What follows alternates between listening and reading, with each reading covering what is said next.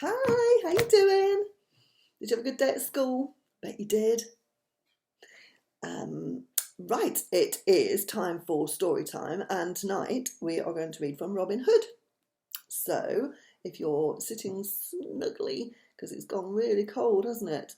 So snugly and warm and ready for the story, I'll crack on. So it's called For Old Times' Sake. Prince John had taken advantage of the people of the kingdom while his brother, King Richard, was away at war. He had taxed them until no one had any money.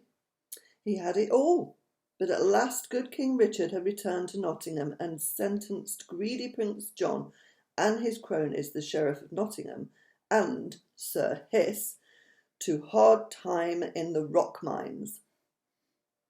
The king summoned Robin to the castle one day soon after his return. "Brave Robin Hood," he said, "in recognition of all you have done to defend and protect them while I was gone, I ask if you would do the honour of returning this money to the citizens of Nottingham, to whom it rightfully belongs." Robin Hood beamed. "Your Majesty," he replied, "it would be my honour." The next day, at the appointed time, Robin Hood arrived at the castle ready to perform his duty.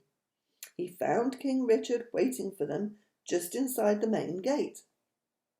Next to the king was a wagon, overloaded with bags of gold coins. Robin Hood smiled and looked at the wagon. He looked at Little John. He looked at the king. He looked back at the wagon, and then his smile faded. "Something doesn't feel right," Robin Hood said, turning to face Little John. "Something is missing."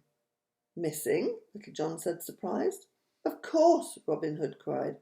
"For all those years under Prince John's rule, he had robbed from the rich to give to the poor. That was his thing. Giving to the poor without the robbing from the rich felt somehow incomplete. Now that generous King Richard was back, there would be no need to rob from the rich. Naturally, thought Robin, that was a good thing, and yet it was the end of an era. "Your Majesty," Robin Hood said to the king, "I don't suppose you could make this handing over the money a bit more, I don't know, challenging?" King Richard wrinkled his brow. "Challenging?" he replied, puzzled. Robin Hood turned to Little John, who also looked confused. "What do you say? One last heist for old time's sake?" He couldn't give it to the poor until he'd stolen from the rich. So that was a bit odd, wasn't it? He said it just didn't feel right. Hey-ho. Well, I hope you enjoyed that. At least all the poor were going to get some money back, so that was good. So you sleep really, really well, and Nana will be back tomorrow, and I shall read you a story from Toy Story called Showtime. So I look forward to that. So I love you loads and loads, Torben, and I love you loads and loads, Ruby, and I love you loads and loads, Atty, and I love you loads and loads, Max.